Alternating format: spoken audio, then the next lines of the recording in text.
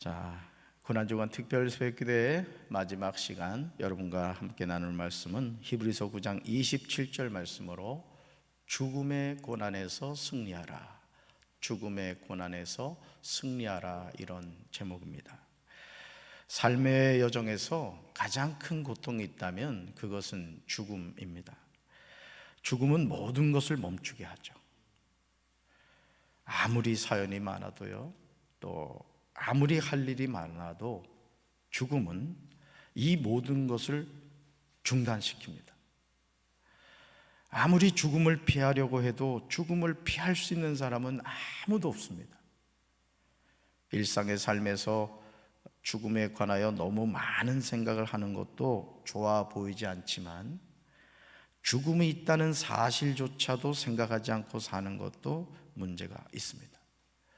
어떻게 보면 우리는 모두 시한부 인생을 살아가고 있는 거예요. 정해진 때를 살아가는 거예요. 문제는 그 사실을 안다 모른다는 거예요. 여기 계신 분들 가운데 목사님, 제가 한 달 후에 죽을 것 같아요, 또는 1년 후에 죽을 것 같아요, 아는 분 있습니까? 그거 알고 있다면 불안해서 아마 못 살 거예요, 그죠? 어쨌든 시한부 인생을 살아가는데 언제 죽을지 모르고 그냥 바둥바둥하며 살아간다라는 것이죠. 그런데도 브레이크 고장난 기차처럼 무서운 속도로 달려가요. 하루 살기도 버거운데 한 달 후, 1년 후, 10년 후의 삶을 계획하기도 하죠. 내 인생 이렇게 살아갈 거야. 아주 원대한 목표를 가지고 살아갑니다. 물론 이런 계획성 있는 삶을 비난하고자 하는 것은 아닙니다. 다만 삶의 계획을 아름답고 멋지게 세울지라도 언제든지 중단될 수 있음을 알아야 됩니다. 내 삶에 관한 모든 결제는 하나님이 하십니다. 따라합시다. 내 삶에 관한 모든 결제는 하나님이 하십니다.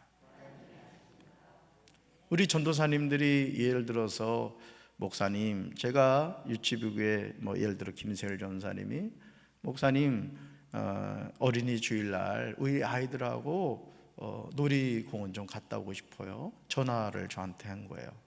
그래서 제가 그래, 잘 준비해서 잘 갔다 와, 제가 이제 그렇게 이야기를 했단 말이에요. 자, 뭘 받은 거예요? 결제를 받은 거예요. 마찬가지예요. 우리가 살아가는 이 세상의 삶은 내 마음대로 계획하고 살아가는 것 같지만은 하나님이 결제하지 않으면 우리 인생은 되어질 수가 없다라는 것이죠. 이 세상에서 죽음을 피해갈 수 있는 사람은 아무도 없습니다. 우리는 삶의 여정에서 어느 때가 되면 누구나 죽음을 맞이하게 돼요. 우리 청소년들, 우리 청년들, 이 사실을 기억해야 돼요. 내가 아무리 어리고 내가 젊어도 언제든지 죽을 수 있다라는 것이죠. 그것이 어머니의 태중일 수 있고 세상에 태어난 순간일 수 있습니다. 어린 나이 아이일 수도 있고 인생의 연수가 되었을 때일 수도 있어요. 그러나 분명한 사실은 우리는 누구나 죽음 앞에 서게 된다는 거예요. 알지 못하는 때에. 그러기에 우리는 매일 매 순간을 믿음 안에서 살아가지만 언제든지 죽음을 준비하고 살아야 합니다. 사람이 한 번 죽는 것은 정해진 일이라는 히브리서 기자의 증언은 이 세상에서 누구도 예외가 없습니다. 그런데 문제는 뭐라고요? 그날과 그때가 언제인지를 모르고 살아간다라는 거예요. 누가복음 12장 13절부터 21절에서 예수님은 사람들에게 한 부자의 비유에 대해서 말씀을 하십니다. 우리는 이 비유의 말씀을 통하여 죽음 이후를 준비하지 않는 어리석은 한 부자를 보게 됩니다. 천국을 믿지 않고 오직 이 땅에서의 삶만을 사는 삶의 모습입니다. 어떤 부자의 밭에서 수확이 많이 나왔어요. 이 농사를 잘 지은 거예요. 아주 부지런한 부자였던 것 같습니다. 그러자 한 부자는 속으로 내 곡식을 저장해 둘 곳이 없으니 어떻게 할까라고 생각을 했어요. 농사가 너무너무 잘 돼가지고 기존에 가지고 있던 그 창고 가지고는 그걸 다 수용할 수가 없었던 거예요. 그리고 말했어요. 이렇게 해야겠다. 내 곡간을 헐고 더 큰 곡간을 세워 거기에 내 모든 곡식과 물건을 저장하겠다. 그리고 한 부자는요, 자기 자신에게 이렇게 말합니다. 인생아, 여러 해 동안 쓰기에 넉넉한 많은 재산을 가졌으니 편히 쉬고 먹고 마시며 인생을 즐기라. 자기 영혼을 향해서 그렇게 말하는 거야. 인생아, 이제는 편히 쉬고 먹고 마시며 인생을 즐기자. 요즘 우리 청소년들하고 청년들 가운데 이 유튜버에 대한 꿈을 가지고 있는 경우가 많을 거예요. 왜냐하면 자기가 좋아하는 일을 하면서도 아주 수입이 솔솔하거든요. 뭐 한 달에 뭐 몇 천만 원을 수입을 한다 뭐부터 해가지고, 그러다 보니까는 우리 세대가 생각하지 못한 직업에 대한 어떤 비전을 갖는 우리 청소년들과 청년들이 참 많은 것을 보게 됩니다. 자, 그러나 하나님은 그 부자에게 이렇게 말씀하셨어요. 같이 읽습니다. 어리석은 사람아, 오늘 밤 내가 내 영혼을 가져갈 것이다. 그러면 내가 준비한 것을 누가 가져가겠느냐. 아멘. 얼마나 두렵고 떨리는 내용입니까?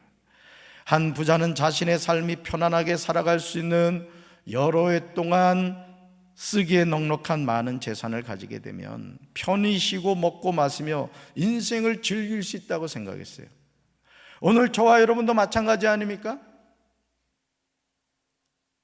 주일 성수도 못하고 그냥 어떻게든 돈을 모으겠다고 말이죠. 내가 지금 어떤 영적 상태에 있는가는 생각하지도 않고 좀 더 벌자, 그냥 그러면서 그냥 마치 그 산에 가서 말이죠, 강원도 말로 깍지라고 해요. 깍지. 그 솔잎이 떨어진 거 깍지 가지고 툭툭 해가지고 이 군부를 뗄 때는요, 이 솔잎이 아주 좋거든요. 저도 어릴 때 산에 가서 그 깍지 가지고 그 많이 긁어왔거든요. 그냥 그러듯이 돈을 깍지 끌듯이 해가지고 돈 많으면 이제 되는 거야, 이런 마음을 갖고 살아갈 때가 얼마나 많아요. 하지만 하나님은 한 부자에게 어리석은 사람이라고 합니다. 어리석은 사람이다. 그러시면서 오늘 밤 내가 내 영혼을 가져갈 것이라고 하십니다. 결국 영혼의 주인은 누구시라는 거예요? 하나님이시라는 거예요. 저는 우리 사랑하는 성도 여러분들 물권의 복 받게 되길 주님의 이름으로 축원합니다. 그런데 그 물권의 복을 받기 위해서 하나님도 모르고 주일 성수도 하지도 않고 그냥 그 돈에 미쳐가지고 그렇게 살아가는 인생 되지 않길 주님의 이름으로 축원합니다. 은도 내 것이고 금도 내 것이고 돈 버는 능력도 하나님이 우리에게 주신 거예요. 여러분, 밑 빠진 독에 물 아무리 많이 보면 뭐 하겠어요?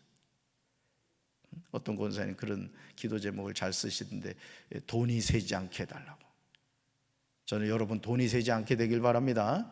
혹시 그 새는 돈이 있으면 헌금하시기 바래요. 오늘 저와 여러분이 착각하는 부분이 바로 이것입니다. 이사야 43장 21절에서 하나님은 사람이 이 세상에 존재하게 된 이유가 무엇인지 분명하게 말씀하셨어요. 우리 청소년들하고 청년들은 이 말씀을 잘 기억해야 돼요. 내가 왜 이 세상에 존재하는가? 아니, 우리 사랑하는 성도 여러분들도 생각하시고 기억하셔야 돼요. 내가 왜 이 세상 살아가지? 내가 80평생을 살았는데, 내가 하나님 앞에 설 날이 다가오는데 내가 왜 이 세상을 살아가고 있을까? 이걸 여러분이 잘 기억하셔야 됩니다. 지금 하나님이 말씀하시는 내용은 우리의 동의를 구하는 것이 아닌 일방적인 선포입니다. 여러분, 하나님의 말씀은 우리의 동의를 구하지 않아요. 하나님은 우리에게 말씀하시고 명령하시는 분이에요. 아멘. 자, 말씀 볼까요? 같이 읽습니다. 이 백성은 내가 나를 위하여 지었나니 나를 찬송하게 하려 함이니라. 아멘. 사람이 존재하게 된 이유는 하나님이 흙으로 사람을 만드셨기 때문이에요. 우리 청소년들이 이 세상 그냥 뚝 떨어졌어? 우리 청년들 이 세상 어떻게 태어나게 됐어요? 누가 계셔?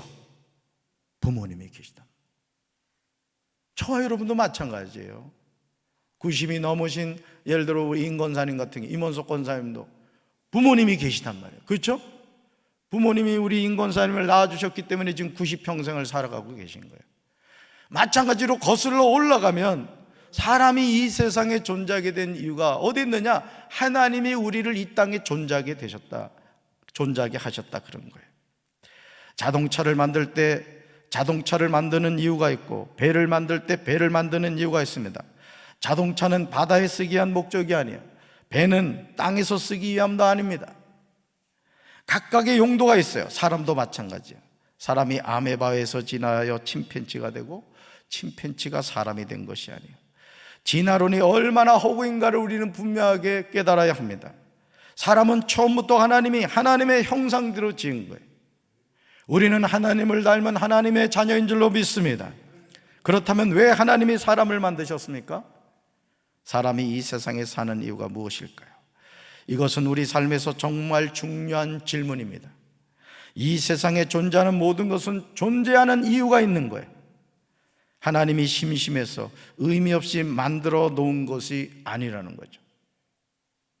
이사야 43장 21절에서 하나님이 우리를 지으신 이유는 내가 나를 위하여 지었다 이렇게 말씀하세요. 이 내가는 누구예요?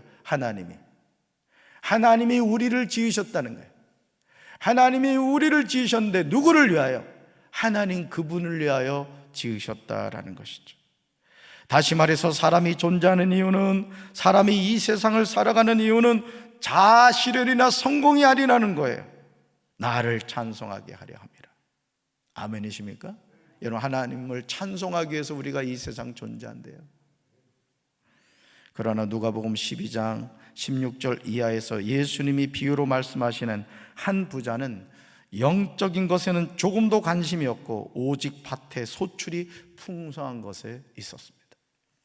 그래서 고작 생각하는 것이 내가 곡식 쌓아둘 곳이 없으니 내 곡간을 헐고 더 크게 짓고 내 곡식과 물건을 거기 쌓아두겠다고 결심해요. 이것이 사람들 대부분의 모습이죠. 좀 더 벌겠다고 그냥 돈을 모을 줄은 알지, 그 물질을 가지고 주님을 위해 쓸 줄 모르고 또 자기 자신을 위해서 쓸 줄도 몰라요. 늘 궁색하게 살다가 돈만 남겨놓고 떠나는 불행한 인생이 얼마나 많은지 아십니까? 이 장례 지도사가 쓴 책을 이렇게 읽어보면요, 이 돌아가신 분들 이래 정리를 하러 가보면은 뭐 액자라든가 또 이렇게 침대 밑이라든가 이런데 막 5만 원권을 그냥 쫙 깔아놓고 돌아가신 경우가 많다네. 이건 그러지 마시기 바랍니다. 하나님 주신 물질을 하나님의 영광을 위해서 쓸 줄 아시기 바라요.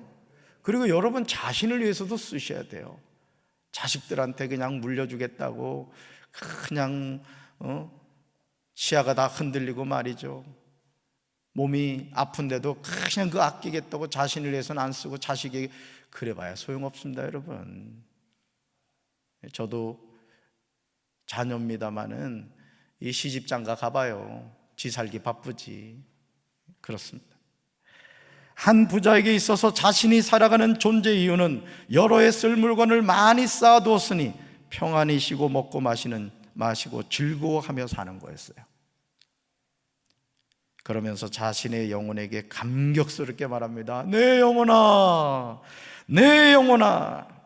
사실 한 부자의 외침은 내 영혼이 아니었습니다. 그의 삶은 철저히 자신의 육체적인 만족함을 위한 것이었어요. 얼마나 어리석습니까? 사실은 내 영혼아 라고 말했지만은 이 어리석은 부자는 내 육체야 이렇게 말하고 있는 거예요. 왜? 육체적인 편안함을 추구했기 때문이죠. 사랑하는 성도 여러분, 오늘은 부활절입니다. 부활절은 예수님의 부활을 기념하는 축일입니다. 춘분 뒤에 첫 만월 다음에 오는 일요일이에요. 죄가 없으신 예수님이 우리의 죄를 짊어지시고 갈보리 십자가에서 못 박혀 죽으셨습니다. 그러나 장사한 지 사흘 만에 예수님은 아버지 하나님의 약속대로 사망 권세를 깨뜨리시고 다시 살아나셨습니다. 이 세상에서 죽음을 이기고 다시 살아난 사람은 아무도 없어요. 요한복음 11장 43절에서 예수님은 죽은 지 나흘 된 나사로를 향하여 놀라운 말씀을 하시죠. 예수님은 무덤을 향하여 큰 소리로 이렇게 말씀하세요. 나사로야 나오라, 나사로야 나오라. 그러자 요한복음 11장 44절에서 죽은 나사로가 무덤 밖으로 나왔습니다. 나사로의 손과 발은 천으로 감겨져 있었으며 얼굴도 천으로 둘러싸여 있었습니다. 썩어서 이미 냄새나는 그런 상태였어요. 예수님은 사람들에게 나사로의 천을 풀어주어 다니게 하라고 말씀하셨습니다. 근데 여러분 아십니까? 다시 살아난 나사로는 육신의 때가 다 되어서 결국 다시 죽었습니다. 나사로의 다시 살아남은 일시적인 다시 살아남이었다는 것이죠. 사랑하는 사람이 우리의 곁을 떠날 때 우리는 오열하게 되죠. 어제 고 박건옥 권사님 장례를 했어요. 제가 우리 교회 부임해서 처음으로 우리 교회 묘지에 가서 장례를 집례를 했습니다. 세종은하수공원에 가서 화장을 하는데요, 1시간 반이 되니까 14일까지만 해도 멀쩡하게 살아계시던 그 권사님이 한 줌의 재개밖에 안 되는 거예요. 그리고 그것도 유골을 이렇게 갈잖아요, 그죠? 그러니까 항아리 이래 담았는데 항아리 채워지지도 않아요. 반 정도밖에 안 되는 거예요. 여러분, 이것이 우리의 삶의 결국이라는 거죠. 만약 우리가 예수 그리스도를 향한 부활의 신앙이 없다 그러면 우리 인생이 얼마나 허망하게 느껴지겠습니까? 사랑하는 성도 여러분, 천국에서 다시 만날 것을 믿지만 그래도 육신의 이별 앞에서 슬퍼하지 않을 사람은 아무도 없어요. 죽음을 피해갈 수 있는 사람은 아무도 없습니다. 죽음은 모든 사람을 평등하게 합니다. 나사로의 다시 살아나는 것과 예수님의 부활은 근본적으로 달라요. 나사로의 다시 살아남은 예수님이 무엇을 나타내고자 하셨느냐면, 봐라, 나는 죽은 자도 살리는 창조주 하나님이야. 사람의 생명이 내 손에 있어. 이걸 가르쳐 주신 거예요. 아멘이십니까? 그렇기 때문에 그 예수님이 우리의 구원자가 되시는 줄로 믿습니다. 예수님의 부활은 사망 권세를 완전히 깨뜨리신 죽음에 관한 승리였던 거예요. 그러므로 요한복음 11장 25절과 26절에서 예수님은 마르다에게 분명하게 말씀하세요. 우리가 암송해야 될 말씀입니다. 같이 읽습니다. 나는 부활이요 생명이니 나를 믿는 사람은 죽어도 살고 살아서 나를 믿는 사람은 영원히 죽지 아니할 것이다. 내가 이것을 믿느냐. 아멘. 한 번 죽는 것은 사람에게 정해졌습니다. 그런데 문제는 그 위에 뭐가 있다? 심판이 있다는 사실이에요. 우리 청소년교 학생들 학교 다닐만 하지? 우리 이내 보니까 세상에 정심이 얼마나 잘 나오는지. 저희 땐 도시락 싸가지고 다녔잖아요. 메뉴를 보니까 말이죠, 아주 영양가 있게 이렇게 오늘은 뭐가 나오고 이미 공지까지 하더라고요. 우리나라 좋은 나라예요. 대한민국을 위해 기도하시기 바랍니다. 너무너무 좋은 나라예요. 그런데 문제는 뭐예요? 사람은 누구나 죽음을 맞이하게 된다라는 거예요. 여러분, 죽음으로 인생이 끝나면 얼마나 좋겠어요? 아마 우리는 자신이 원하는 대로 자신에게 주어진 삶을 살려고 할 것입니다. 그렇잖아요? 죽음으로 인생이 끝나면 뭐 되는 대로 사는 거지 뭘. 그래야 안 그래요? 심판도 없고 그냥 죽음으로 인생이 끝나요. 무법천지가 될 겁니다 아마. 그러나 죽음 이후에 우리를 기다리는 것이 있는데 그게 뭐라? 심판이다. 이것이 죽음이 주는 인생의 고난입니다. 누가복음 12장 13절부터 21절에 나오는 한 부자가 알지 못한 게 뭐예요? 그것은 영혼의 주인이 자신이 아니라 하나님이시라는 사실이에요. 사실은 저도 이렇게 돌이켜보면요, 학교 생활도 재미있습니다. 친구들도 만나고. 그래 안 그래? 우리 청소년들 학교 가면 친구 만나고 너무너무 좋아요. 그런데 학교 생활에 심판의 때가 다가옵니다. 그게 바로 중간고사고 기말고사야. 시험만 없으면은요 학교 생활 할만합니다. 대학교도요 너무너무 좋아요. 근데 시험 때가 되면 어떻게 해요? 그냥 학교 다니는 게 갑자기 싫어져. 우리 인생도 마찬가지. 우리 인생도. 누가복음 16장 19절부터 31절에 나오는 부자와 거지 비유에서 한 부자가 몰랐던 사실이 뭐예요? 그는 자색옷과 고운 베옷을 입고 날마다 호화롭게 즐기면서 살았어요. 우리가 꿈꾸는 삶을 살았던 거예요. 그러니까 성경을 보면요, 우리가 성경을 왜 꾸준히 읽어야 되느냐면 성경은 이런 삶 저런 삶 다양한 삶을 우리에게 보여줘요. 그러면서 그 삶의 결국이 어떻게 되느냐 이걸 보여준다고요. 예를 들어 솔로몬 같은 경우 봅시다. 솔로몬 같은 경우도 하나님이 주신 지혜를 선물로 받았죠. 그리고 최고의 나라를 세워갔어요. 그리고 수많은 여인을 아내로 뒀어요. 여러분 지혜 있죠. 물질의 어떤 그 복을 받았죠. 모든 걸 다 누렸어요. 그런데 전도서에서 뭐라고 고백하죠? 헛되다라는 거예요. 자, 우린 뭘 알죠? 살아보지 않아도 물질 많고 세상에 성공해도 하나님이 없는 인생은 뭐다? 헛되다라는 거예요. 헛되다. 얼마 전에도 서울 남부지검에선가 검사가 그 지청에서 뛰어내려 죽었더라고요. 여러분 사법고시 패스한다는 게 쉽습니까? 어렵잖아요. 그런데도 그 고통을 이기지 못하고 스스로 목숨을 끊는 모습을 봤습니다. 여러분 한 부자가 모르는 사실이 뭐죠? 그거는 인생은 누구나 죽음을 맞이하게 되며 죽음 이후에는 삶에 관한 하나님의 심판이 있다는 거예요. 한 부자가 죽은 이후에 눈을 뜬 장소가 어디였습니까? 음부였습니다. 그는 음부에서 고통 중에 눈을 떴습니다. 사랑하는 성도 여러분, 이 세상에서 죽음을 이길 수 있는 사람은 아무도 없습니다. 부처님도 공자님도 마호메트도 죽음을 결코 피해가지 못했습니다. 오직 한 분 예수 그리스도만이 사망 권세를 깨뜨리시고 다시 살아나신 줄로 믿습니다. 마태복음 28장 5절부터 7절에서 이 사실에 관하여 천사가 여자들에게 증언하고 있습니다. 우리는 누구나 죽습니다. 그러나 죽음에서 승리할 수 있는 오직 한 길이 있어요. 여러분 혹여나 죽음이 두려운 분들 오늘 이 말씀을 잘 기억하셔야 돼요. 우리 말씀 같이 읽습니다. 두려워하지 마라. 너희가 십자가에 못 박이신 예수님을 찾고 있다는 것을 알고 있다. 예수님은 여기 계시지 않다. 말씀하신 대로 다시 살아나셨다. 와서 예수님이 누우셨던 것을 보아라. 그리고 빨리 제자들에게 이렇게 말하여라. 예수님께서 죽음에서 다시 살아나셨습니다. 그리고 먼저 갈릴리로 가셨습니다. 거기서 예수님을 뵐 수 있을 것입니다.